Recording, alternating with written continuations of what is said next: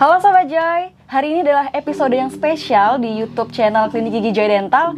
Karena kita nggak akan bahas yang seperti biasanya, kita nggak akan bahas tentang edukasi kesehatan gigi. Kita akan ngobrol-ngobrol santai sama tamu spesial hari ini, ada Om Hao dari Kisah Tanah Jawa. Ya, Assalamualaikum warahmatullahi wabarakatuh. Salam rahayu bagi kita semua. Salam rahayu pada Sobat Joy Dental dan Sobat Javanika, dimanapun kalian berada. Oh, iya. Sama-sama sobat ya Om ya? Iya. Sobat Joy, Sobat Javanika. Ya, Sobat Joy Nikah berarti. Sobat Joy Nikah, oke. Om Hao, Ya. seneng banget nih hari ini bisa ketemu lagi sama Om Hao. Terakhir kita kemarin ketemu di cabang Seturan ya Om ya? Iya, 1 bulan yang lalu ya, kalau nggak salah. Iya ya. benar, 1 bulan yang lalu. Dan Lumayan. di tengah jadwal yang padat dari Om Hao menyempatkan diri untuk datang di YouTube channel Klinik Gigi Joy Dental.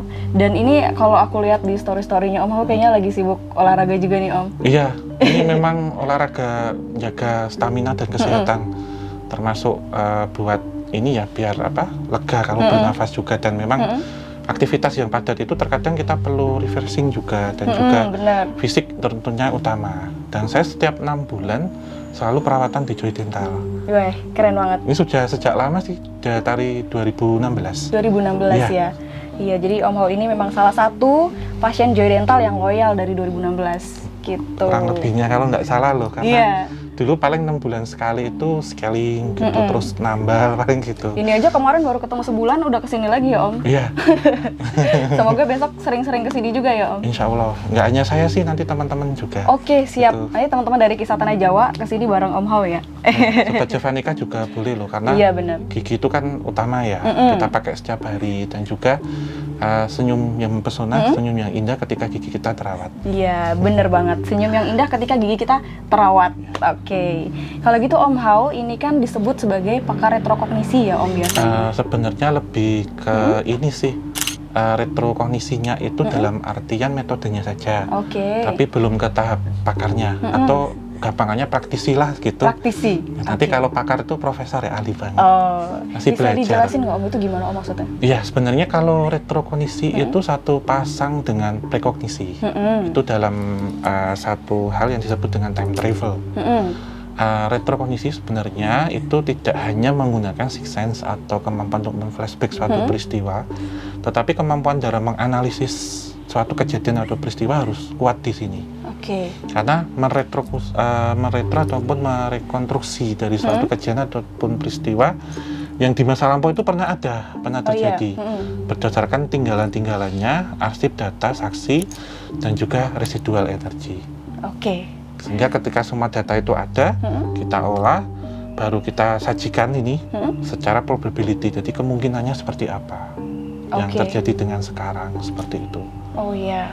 Kalau gitu yang dimaksud dengan kemampuan retrokognisi tadi, itu apakah termasuk salah satu dari kemampuan yang dimiliki sama orang yang disebut indigo misalnya? Iya. Atau gimana? Sebenarnya kalau indigo itu lebih mengarah pada warna aura. Warna aura? Warna auranya nila ya. Nila, oke. Ya, tapi ketika orang ini kan ada warna aura nih, Indigo Hibinio gitu kalau dalam spektrum pelangi. Ketika sudah ada di spektrum warna biru, nanti naik ke nila sampai ke ungu, itu biasanya nanti sixth sense-nya akan terbuka. Oke. Gitu. Dan indigo itu salah kaprah ketika orang indigo bisa lihat hantu. Ya memang ada seperti itu, tapi tidak seperti itu sebenarnya. Oke. Lebih mengarah pada kemampuan untuk merasakan fenomena di sekitar kita di luar dari panca indera. Oh, jadi fenomenanya bisa apapun yang jelas Apapun. itu di luar dari panca indera gitu ya? Ya, sebagai contoh begini, misalkan ketika orang tenang, kemudian gelombangnya bergeser dari beta ke alfa, maka sixth sense-nya akan aktif. Jadi suara-suara halus itu bukan berarti suara makhluk astral ya, tapi lebih mengarah pada fenomenanya. Oke. Seperti halnya akan terjadi suatu bencana. Kita diomongin orang itu kan halus juga. Terus akan terjadi sesuatu hal, bukan berarti menerawang, tetapi fenomena itu sudah keluar. Seperti halnya, maaf ya, tabung gas yang akan meledak itu kan pasti persekian mili sudah bocor. Terlebih dahulu itu memberikan pertanda kepada kita, sehingga gas yang sebelumnya nggak ada bau dikasih bau biar bisa mendeteksi melalui panca indera itu. Tapi ada beberapa fenomena, semisal kita mau jalan nih, mau jalan kemana, tapi kok feeling ngerasain, wah nanti di sana ada anak-anak nakal yang nusuk gitu ya, misalkan gitu. Sering tuh ngalamin gitu juga tuh. Ya, tapi intuisi mengatakan jangan pergi. Itu biasanya berasal dari getaran yang sudah ada, kita Oke. olah secara rasa, pikiran. Karena kan kalau lebih baik kita menggunakan pikiran dulu daripada rasa ya. Karena pikiran itu kan negatifnya ataupun ininya bisa dimanipulasi, tapi kalau hati kan nggak pernah bohong, rasa gitu. Hati nggak pernah bohong ya Om? Ya, rasa itu nggak pernah bohong. Iya. Tapi kalau pikiran bisa dimanipulasi. Bener, pikiran bisa dimanipulasi. Jadi ketika keluar dari sini kita pikiran logikanya gimana, kita bisa menyimpulkan suatu hal gitu. Sebenarnya kompleks sih kalau dijelasin. Oke, tadi yang nyinggung tentang kita udah punya feeling gitu. Iya. Kadang kita kan juga punya ya sebagai manusia awam gitu, kayak mungkin nggak cuma saya tapi semua orang mungkin ngalamin kayak gitu. Jadi misalnya merasa di suatu tempat kok perasaannya nggak enak, atau misalnya tiba-tiba, kalau ini mitos sih, misalnya kupingnya berdenyut Berdenging. deh Iya, iya. gitu, misalnya itu memang benerkah itu sebuah feeling yang merujuk pada suatu situasi yang akan datang, atau ya cuma fenomena aja kebetulan gitu? Iya, itu sebenarnya bukan kebetulan, tapi salah satu seperti intuisi, feeling ataupun petunjuk. Oke. Jadi kayak early warning system. Oh, early Begitu. warning system. Iya, jadi Keren juga. ketika misalkan kalau dalam kepercayaan ya, baik di Muslim kita kalau malam sholat tahajud, sholat malam, kemudian meditasi, ada yang yoga, itu sebenarnya sama untuk kita mencari ketenangan. Oke. Karena ketika kita tenang, frekuensi kita turun, kita bisa berpikir jernih, feeling-feeling itu akan mudah untuk kita terima, Oh, gitu. oke. Jadi seperti halnya terdengar suara itu karena kan halus ya, ada di sekian mikron, bahkan di bawah 5 Hz itu suaranya itu akan berdenging, itu yang didengarkan hewan-hewan, seperti hanya kelelawar seperti itu. Jadi ketika kita mendapatkan informasi itu, ini menjadi seperti informasi, jadi bukan mengarah ke sugesti. Oh, Nah, sugesti itu kan psikis ya. Iya. Tapi kalau informasi ini bisa, seperti halnya kita mau nanjak nih, ada tulisan di situ, jangan lewat sini, ataupun hati-hati nanti longsor. Itu kita atur lah untuk itu. Jadi pas lewat sini kita hati-hati biar nggak tergelincir dan macam-macam seperti itu. Oke, jadi bisa jadi memang itu sebuah early warning system gitu ya? Iya, modelnya seperti itu. Oke. Kalau gitu nih Om, ngomong-ngomong, Iya. berhubung kita kan ada di lingkungan yang medis gitu. Iya, iya. Nah, aku mau tanya sama Om Hao, apakah mistis dan medis itu ada hubungannya? Atau mereka berdiri sendiri-sendiri? Karena kita kan sering mendengar ada fenomena-fenomena mistis, tapi ternyata ada juga penjelasannya secara medis. Nah, Iya. itu sebenarnya kayak gimana sih Om? Misalnya kayak susuk, kayak Iya, gitu. iya. Tentunya kalau pada masa-masa sekarang ya, walaupun ini didengar kadang sudah mungkin kok nggak masuk akal begitu, tapi ada kaitannya antara medis dan juga dengan non medis. Karena begini, penyakit non medis itu kalau kelamaan atau didiamkan saja itu bisa menjadi penyakit medis. Oh gitu ya? Iya. Gimana itu Om, gimana? Sebagai contoh begini, kalau kita ambil satu studi kasus nih, santet misal. Oke. Santet ini kan sebenarnya pada awalnya itu ilmu positif, ilmu baik. Pada awalnya Pada ilmu awalnya, positif. iya. Ini memang kalau kita lihat dari etimologi katanya, itu berasal dari kata sisan lekentet. Gimana Om, artinya gimana? Ya, ini dalam bahasa timur, bahasa iya. Jawa bagian timur, paling timur gitu. Dan yang kedua adalah sisan lebentet. Sisan lekentet itu maksudnya biar tambah rekat, Oh, direkatkan. oke. Begitu. Sisan lebentet itu dipecah, dirusak. Oke. Ya. Santet itu kan terbagi jadi 4 hal. Merah, kemudian ada putih, ada hitam dan kuning. Oke. Ini berdasarkan warna dari 4 saudara kita. Kalau orang Jawa sebutnya sedulur papat limo Limo pancer. pancer. Oke. Ya. Iya. Sementara 4 warna ini kalau merah amarah, kuning itu nafsu, putih itu kebersihan, kemudian hitam itu adalah kekuatan. Oh iya. Nah, dulu memang ada santet merah, ada santet putih, macam-macam gitu. Nah, kalau tujuannya untuk menyakiti orang, itu maksudnya yang merah, karena dendam, ibarat kata. Oke. Nah, kalau sering kita ketahui ya, kalau santet itu kan seperti halnya mengirimkan benda-benda yang bentuknya paku, ada yang Iya. bentuknya benda tajam ya. Bener. Oh. Tapi itu konvensional, Oh, gaya lama. lama. Gaya lama. Oke. Kalau modern sekarang itu sebagai contoh mengirimkan penyakit yang dikirim. Seperti halnya yang paling jahat itu oli bekas Oli bekas. yang ditembakkan ke orang. Kemudian ketika orangnya terkena, oli bekas itu kan mengandung banyak logam berat Bener. yang memicu satu karsinogenik sehingga Bisa terjadi pemicu kanker. kanker, Ya, benar. sebagai contohnya demikian. Sehingga kejadian-kejadian nanti ini bisa memicu penyakit-penyakit medis seperti itu, Oh. dan bahkan bisa dijelaskan secara medis. Tetapi yang membedakan bahwasanya kalau penyakit medis itu bisa terjadi selama 24 jam dan tempatnya hanya satu titik saja. Kalau penyakit non medis itu terjadinya hanya waktu-waktu tertentu, seperti halnya pas maghrib atau tengah malam, dan titiknya Oke. berubah-ubah. Oh, titiknya bisa berubah-berubah? Iya, iya. Nah, ketika ini lama didiamkan kan non medisnya ini nanti akan merusak jaringan yang ada di sekitarnya sehingga terjadi penyakit medis, sehingga orangnya kemudian kena kanker, darah tinggi dan macam-macam, ataupun sekarang yang paling cepat itu bisa terjadi di kecelakaan-kecelakaan, bahkan baik lalu lintas, kecelakaan kerja ataupun kecelakaan-kecelakaan yang lain gitu. Oke, ngeri juga ya Om ya. Ya, Gimana caranya Om itu bisa? Tadi oli bekas ya, oli bekas itu kan wujud fisik yang nyata bisa kita lihat Iya, gitu ya. Itu gimana caranya kok dia bisa ada di dalam tubuh seseorang sehingga menyebabkan penyakit medis? ya. Sebenarnya di sini kan ada kurir ya yang mengantar. Sosoknya itu Ghostwire biasanya, Ghostwire. ataupun Banaspati. Banaspati ya, Ya. oke. Nah, dalam teori fisika ya, benda itu kan, benda padat itu nanti bisa dipecah partikelnya, kemudian akan dibawa, dikirim. Oke. Ketika Seperti masuk, kurir tadi ya. ya, ketika misal nih paku ya, misal paku itu padat, tapi ketika ini nanti akan dipecah menjadi partikel yang lebih kecil, akan dibawa oleh sosok ini, suruh terbang. Oke. Terus kemudian ditembakkan ke orang. Masuk ke Ya, dalam tubuh. sehingga ini kalau pas weton orang Jawa dulu itu meminta kita para leluhur jangan tidur sore-sore gitu, karena ketika tertidur itu korinnya kita kan keluar, sedora 45 pancer itu keluar begini. Nah, ketika ini keluar ditembak ber gitu, Oke. turun lagi membawa itu. Nah, ketika Membawa sampai masuk ke dalam tubuh. ketika di dalam dipadatkan lagi menjadi material. Nah, Konsepnya seperti gitu itu. konsepnya. Jadi gimana ceritanya si santet itu bisa ada di dalam tubuh, itu termasuk juga kasus yang paku, Iya. jarum itu juga gitu Iya, caranya? sama seperti itu, termasuk benda cair yang tadi dimaksud ya, penyakit atau apa. Lah, dalam kehidupan sehari-hari kita tidak akan bisa lepas dari 3 unsur. Tanah kita pijak, air kita minum, udara kita buat bernafas. Sehingga 3 hal ini menjadi perantara waktu mengirimkan itu. Oke. Bisa melewat minuman, bisa tanah, contohnya tanah kuburan, terus bisa juga lewat udara seperti pengiriman itu tadi.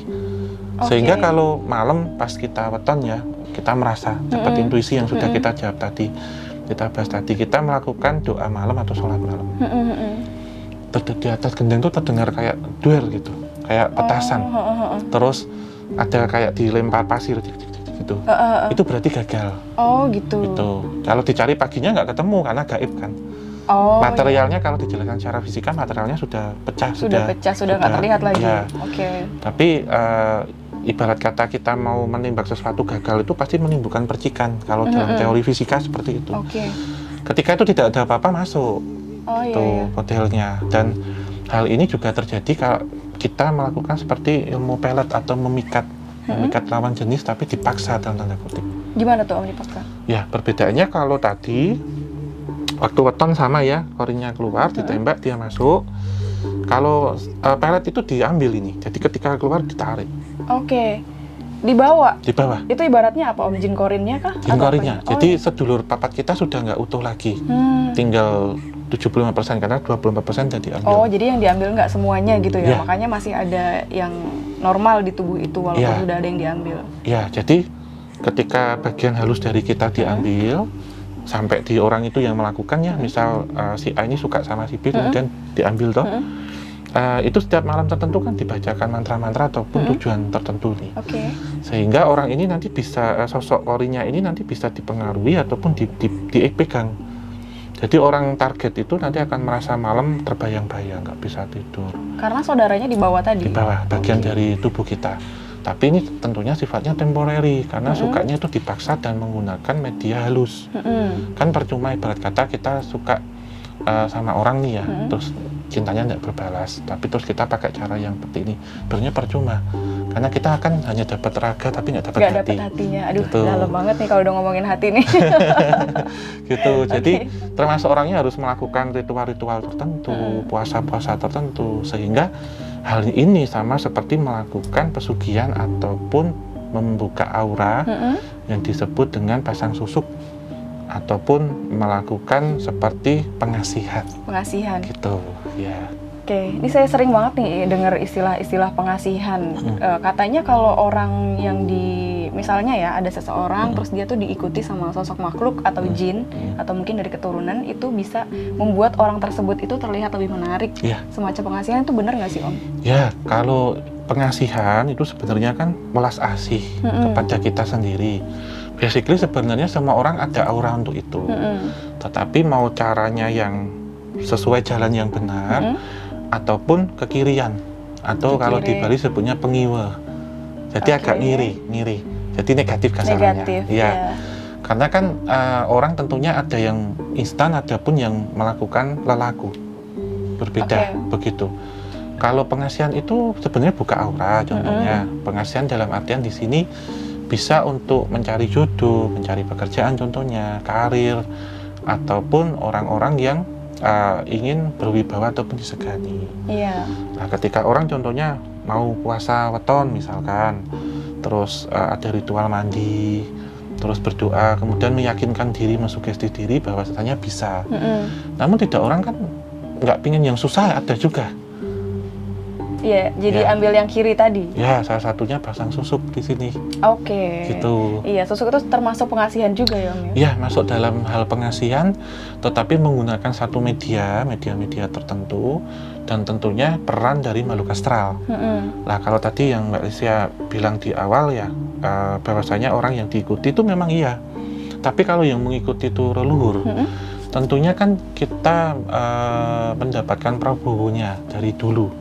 Iya. Misal masih garis keturunan di atas tuh masih seorang raja, ya garis wibawanya auranya melekat ada, Oke. tanpa melakukan prosesi macam-macam. Tetapi tidak semua orang kemudian bisa dekat dengan hal ini, karena tentunya kalau kita tidak bisa yang melakukan lelaku, kita yang tidak bisa prihatin, ya nggak bisa. Oh, Tidak semuanya, sehingga ada orang yang kemudian menempuh jalan pintas, jalan pintas yang seperti pasang susuk. pasang susuk. Ya. Nah, di sini sebenarnya begini ya, di awal disclaimer ya. Kalau kita itu sebenarnya ada baiknya percaya diri dulu dengan kemampuan, diri. dengan fisik ya. Benar, setuju banget. Seperti itu. Karena tentunya orang mau pasang susuk ataupun secara medis kita ketahui ada operasi plastik ya. Itu kan tidak akan bisa lama. Iya. Ada jangka waktunya. Dan kalau kita bilang fisik tentunya akan menurun seiring bertambahnya usia. Yang tentunya dipakai itu adalah inner beauty, kecantikan dari dalam tubuh. Kecantikan dari dalam tubuh. Itu nggak akan bisa luntur. Benar. Begitu. Kuncinya adalah percaya diri ya Om. Percaya diri. Karena kalau kita lihat susuk, itu pada dasarnya itu nanti juga memberikan sugesti kepada kita untuk ngikut seperti itu. Ibarat kata, yang kita ketahui kalau pasang susuk ada beberapa titik-titik di dalam tubuh. Iya. Kita ambil di leher ke atas ya. Gitu. Jadi terkadang di tengah sini, yang satunya di dagu begitu. Jadi bentuknya itu jarum. Seperti jarum ya. Ya, jadi misal ada satu prosesi nih, misal Mbak Jaya yang nyari gitu, saya paranormalnya misal. Oke. Ya, itu nanti ada 3 tawaran nih Mbak. Gimana? Ini simulasi ya, contoh ya. Biasanya ada emas, ada intan dan berlian. Oke. Ya. Udah kayak beli perhiasan ya Om ya. Iya, karena nanti akan dipasang ke tubuh Oke. kita. Nah, ketika masuk nanti dipasangkan begini Mbak, seperti gini. Terus dipasangkan begini. Terus nanti pakai beberapa ritual-ritual dan Mbak juga misal harus menjalankan syarat-syaratnya seperti puasa atau mandi tengah malam di sendang contohnya. Dan setelah dipasangkan itu ajaibnya nih hilang. Oh. Berkata maaf loh, kalau misal ini pakai benang jarum yang benang itu kan berdarah sakit, meninggalkan bekas. Itu nggak hilang sama sekali. Begitu. Namun ada pantangan-pantangan. Gimana tuh pantangan? Sebagai contohnya tidak boleh makan makanan tertentu. Yang kita kenal. Sate biasanya Nggak boleh gini. Oh, nggak boleh gini. Tapi Nggak kalau boleh kayak ada gitu tusuknya. boleh. Oh, okay. Ya, tapi kalau tusuknya dibuang itu nggak apa-apa. Kayak sendok digini-giniin ya. Nggak, iya. Turun-turunin gitu boleh. Harus disajikan harus tidak pakai tusuk. Oh, pas disajikannya nggak boleh ada tusuknya? Iya, nggak boleh. Oh gitu. Terus tidak boleh makan labu, rebung, semua tanaman-tanaman yang dia ada bulu-bulunya. Oh. Jadi kan kalau waluh ya atau pumpkin itu kan ada bulu-bulu halus. Iya, Itu nggak benar. boleh, satu contohnya. Oke. Terus begini nggak sekali pasang harus diupdate juga. Oh, update. Kalau nggak diupdate gimana? Kadaluarsa, Om? Balik nanti, Balik gimana tuh? jadi jelek lagi. Oh, gitu. Gitu. Jadi harus ada treatmentnya bertahap. Dan itu setiap kali dia harus update itu ada konsekuensinya yang Ya, harus dilakukan. Ya, ada melakukan sesuatu hal. Mm-mm. Terus kemudian yang kedua adalah seperti ada mahar yang harus dibayar. Oke, maharnya seperti apa, Om? Tergantung ininya tadi. Tergantung pilihan tadi yang pilihannya intan berlian. Ya, bahkan ada yang ratusan juta. Oh, Nah, bayarnya. kalau berlian, Oke. ya ada yang ratusan juta. Nah, ini susuk itu ada yang terlihat, ada yang tidak terlihat. Dalam artian kalau masih aktif, masih bisa apa ya? Ada khasiatnya ya. Itu invisible dalam tubuh. Oh, bisa ada yang invisible. Iya, jadi ketika di rongsen, kayak santet tentunya sama, nggak akan nampak. Walaupun itu logam di dalam tubuh. Misal maaf ya, kita nelan paku itu kan di rongsen nanti ketelan secara tidak sengaja ya, di lambung ada atau di usus ada. Tapi kembali lagi kalau santet terkadang itu nggak ketemu di rongsen. Oke. Termasuk susuk itu nggak ketemu. Tapi ketika ini sudah tidak aktif, menjadi benda di dalam tubuh, di rongsen kelihatan. Oh, Tuh. kan waktu itu sempat ada ya yang viral seorang radiografer kalau nggak salah. Jadi dia tuh melihat hasil ronsen dari seorang pasien Iya. di tengkoraknya gitu. Nah itu tuh ada jarum banyak banget Iya, di sekitar iya. wajah. Nah itu beneran, Iya. apakah itu sebuah susuk yang udah nggak berguna atau Iya. tinggal benda gitu? Atau Ya gimana? kalau itu saya melihat beberapa kejadian yang sebelumnya itu lebih ke yang sudah tidak berfungsi lagi. Oh, yang sudah tidak Nah, berfungsi. ini akan menjadi satu sampah metafisik. Oke. Nah, ini hati-hati. Ketika nanti meninggal, susah meninggalnya. Oke. Jadi orang pasang susuk, orang punya pegangan dalam tubuh, misal punya keris cadrik ya, ditanam. Orang ini itu tujuannya untuk kekebalan misal. Karena saya pernah membantu 2 orang dulu, Mbak Cia. Ini Sobat Joy Dental juga ya. Yang satu itu bapak-bapak udah usia sepuh, Iya. mau wafat susah dalam artian dulu pasang sesuatu cadrik, itu keris kecil, Iya. tujuannya untuk kekebalan, gue kuat-kuatan gitu. Terus yang kedua, Simba Putri, itu juga mau wafat susah, usianya udah mau 100, Iya. itu pakai susuk juga. Lepasnya susah, karena yang bisa masang ini, yang bisa nginstal juga. Oh, Paranormalnya harus sama. harus satu orang yang Satu orang. memasang. Karena kan tahu serial number kalau Oh, install. ibaratnya gitu ya. Kasarnya gitu. Serial number. Nah, oke. sementara kalau saya bantu kan jadi hacker nih. Iya. Nah, susah ya. Susah, harus nggak tahu. ngotak-atik dulu ya. Nggak tahu serial numbernya, sehingga saya harus restart semua, harus diformat semuanya sebelum nanti diinstal ulang. Oh, Gitu. benar-benar. Analoginya seperti itu. Iya, ya masuk akal sih. Gitu, karena kan Oke. kita kalau install, misal kita datang ke toko komputer ya, ya minta sama masnya, mas ini serial numbernya kita dikasih, nanti kalau mau uninstall bisa gitu. Oke. Nah, kalau orangnya lupa terus orangnya pergi, ibarat kata paranormal sudah wafat atau paranormalnya sudah pergi, mau meninggal susah, Mbak. Sehingga tidak disarankan, karena sebenarnya begini, ketika masih ada benda magis ya Iya. dalam tubuh, itu ditunda-tunda ketika malaikat akan datang. Oh, gitu. Ya, dan sosok astral yang ikut tidak serta-merta akan mudah untuk melepaskan. Karena susuk itu bukan berarti medianya, tetapi ada energi yang dimasukkan, Oke. yang berasal dari entitas gaib yang ada di dalam tubuh kita. Sehingga keberadaan dari entitas gaib ini yang membukakan aura itu, seperti halnya sorot pandang mata yang enak dipandang, bentuk wajah, auranya Iya. terbuka, lancar berbicara. Iya. Dan ada beberapa yang dipasang di bagian tubuh bawah. Iya. Salah satunya di daerah-daerah intim contohnya. Iya, Seperti itu. oke. Karena di masa ini maaf ya, kalau misal yang berprofesi di dunia hiburan dan lebih ke aktivitas seksual, ataupun maaf ada istilah-istilah pelakor, maaf, itu kadang makainya di daerah-daerah itu gitu. Oke.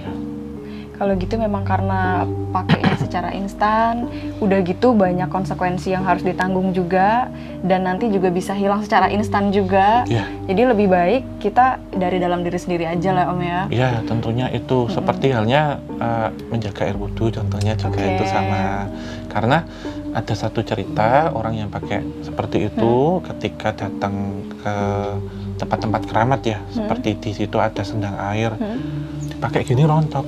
Oh bisa rontok Iya, dengan yang gampang? rontok bukan ininya tapi entitasnya. Oh. Jadi isinya ya orang isinya, bilang, iya. tapi bendanya masih Bendanya tertanam di masih, dalam. karena kan itu ditanamnya boleh dibilang semi permanen. Oh. Termasuk ini ya, ketika orang itu makan yang tadi tidak disengaja, itu nanti ya bisa rontok. Terus ada yang paling ekstrim nih, nggak boleh kena air wudhu. Kan berarti kita syirik sama Tuhan. Oh iya benar-benar. Ada yang seperti itu, karena kalau air wudhu keluar itunya, karena negatif banget. Oh. Ya, tentunya dilakukan untuk aktivitas negatif, untuk tujuan yang tidak baik, pasti nyarinya pun juga dengan hal tidak baik dan pantang dengan hal-hal baik seperti itu. Oh, oke. Serem juga ya Om ya. Ya, meninggalnya susah loh, hati-hati karena banyak banget pengalaman seperti ini.